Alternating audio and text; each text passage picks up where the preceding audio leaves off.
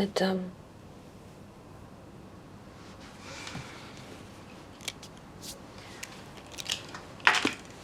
Это самое страшное. Почему? Потому что от этого не уйти. От карателя можно убежать, от мужа-тирана можно уйти, от пацанов спрятаться, от этого не убежишь. Все, что я тебе рассказал сегодня, это зло человеческое, понятное. А разве есть какое-то другое? О, дитя большого города. Ты приехала в Сарыарка, в сердце степи. Ты думаешь, мы боимся только продажных судей и больных стариков? Есть ужас первобытный. То, чего боялись наши предки. И чего же? Врага, который мог забрать не только твои земли, но и твою душу. Враг, но он пришел, как саранча, и поглотил земли его предков. Он принес ужас, от которого стынет кровь, и голод, что острее лезвия. Они забирали все. Скот, зерно и даже надежду. И чтобы найти хоть немного еды для своей семьи, ему приходилось уходить все дальше и дальше от родного аула. И с каждым днем путь домой становился все опаснее. Но мысль о жене и сыне гнала его вперед.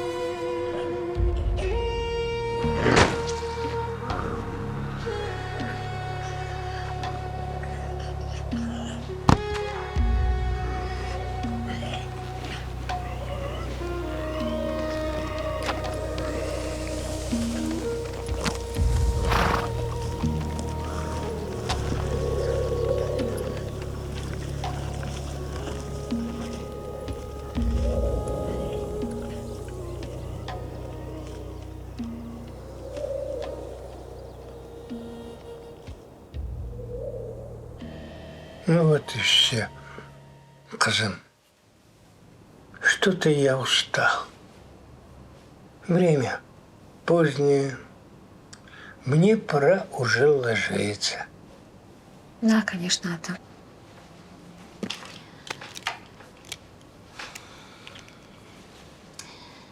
Спасибо вам, Уралата. А можно я к вам еще завтра зайду? А я думал, тебе не нравятся мои истории. Знаете, как говорится, без горечи, детки, сладость пресна. Хорошо сказано. Я запомню. А так, заходи, конечно. Истории никуда не денутся.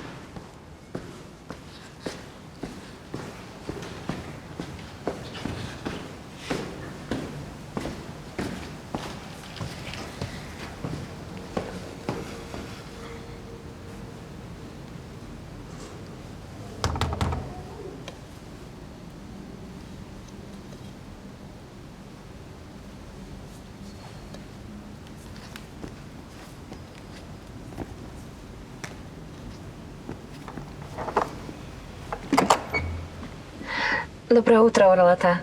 Я вам вот щельпеки нажарила.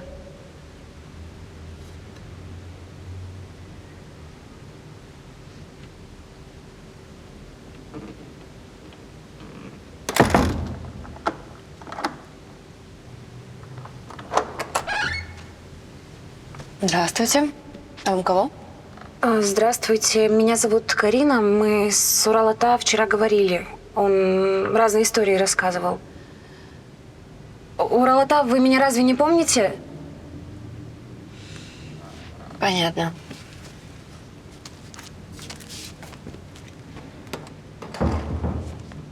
Карина, меня зовут Алма. Я внучка Уралата. Я думаю, что он вас не вспомнит. Почему? У него алкогольный паралич. Знала, что нельзя его одного оставлять. Это болезнь такая. Когда человек много пьет, у него начинаются пробелы в памяти. И он пытается это заполнить разными историями. Ему пить нельзя. Понимаете? Так что я боюсь, что все, что вы слышали от него, это не более чем полет его больной фантазии. Понятно. Зайдите. Нет, мне пора. Это вам. До свидания. Благодарю.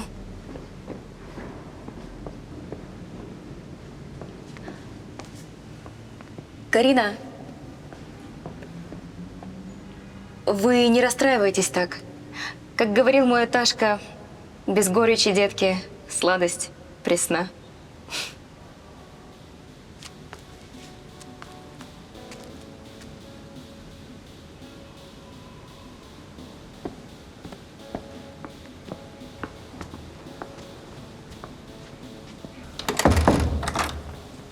Ата, пойдемте чай пить.